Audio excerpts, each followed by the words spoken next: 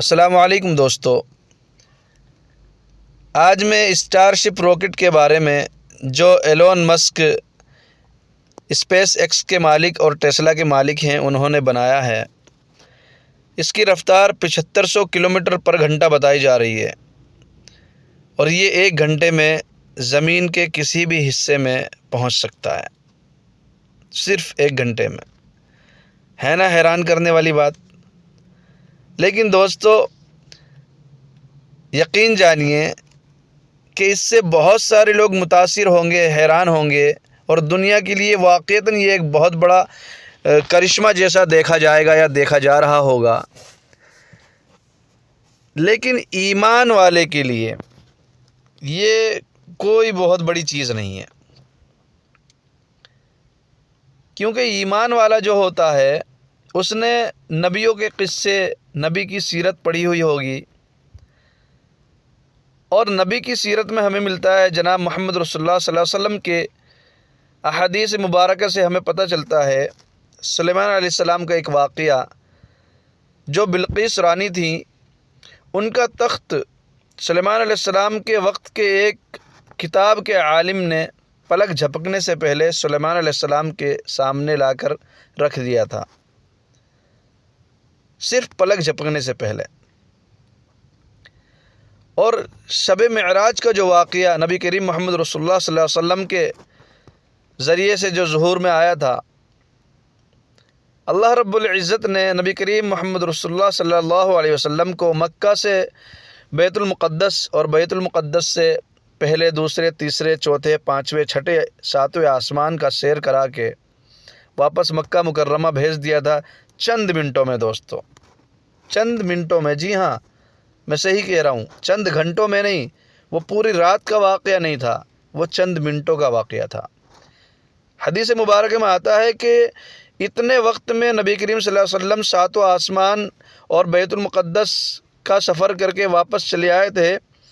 جب واپس آئے تو دروازے کی کنڈی ہل رہی تھی، گویا کہ ابھی باہر نکل کے اور بس اندر داخل ہو گئے۔ اور بتایا گیا کہ بستر ویسے ہی گرم تھا جیسے کوئی شخص بستر پہ لیٹ جائے اور اٹھے تو بستر ہلکا گرم رہتا ہے، ویسے ہی بستر بھی گرم تھا۔ اندازہ لگائیں آپ کتنی زیادہ رفتار ہوگی اس براق کی جو نبی کریم صلی اللہ علیہ وسلم کے گھر سے بیت المقدس اور بیت المقدس سے 7 آسمان کے چکر لگا کے واپس اللہ کے نبی کو اللہ کے نبی کے گھر پہ جو ہے ڈراپ کر دیا، اور اللہ کے نبی کے گھر کی دروازے کی کنڈی ہل رہی تھی۔ اندازہ لگائیں میرے دوستو، کتنا بڑا معجزہ ہے، کتنی حیرت کی بات ہے۔ تو کہنے کا جو مطلب ہے نا، جو مقصد ہے دوستو، وہ یہ ہے کہ دنیاوی چیزوں سے ایک ایمان والا متاثر نہیں ہوتا۔ ایک ایمان والا اللہ رب العزت کی قدرت سے متاثر ہوتا ہے، اور ہونا بھی اللہ رب العزت کی قدرت سے ہی چاہیے۔ آپ ایک بات ذہن میں ڈال لیجئے کہ جو سائنٹسٹ ہوتا ہے وہ کسی چیز کا موجد نہیں ہوتا، یعنی کسی چیز کو ایجاد نہیں کرتا، کسی چیز کو کریٹ نہیں کرتا۔ دنیا میں پہلے سے جو چیزیں موجود ہیں اس کا وہ فائنڈر ہوتا ہے، اس کو فائنڈ آؤٹ کرتا ہے، اس کو تلاش کرتا ہے، اور تلاش کر کے دنیا کے سامنے رکھ دیتا ہے، وہ موجد نہیں ہوتا۔ جی ہاں، میں حقیقت کہہ رہا ہوں۔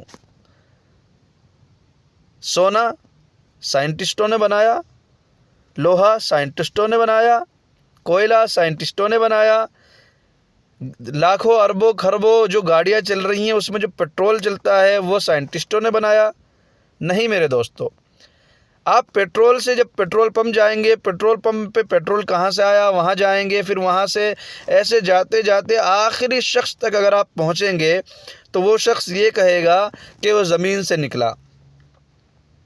سائنٹسٹوں نے صرف بتایا کہ یہاں پر پیٹرول ہے، نکلا کہاں سے دوستو؟ زمین سے۔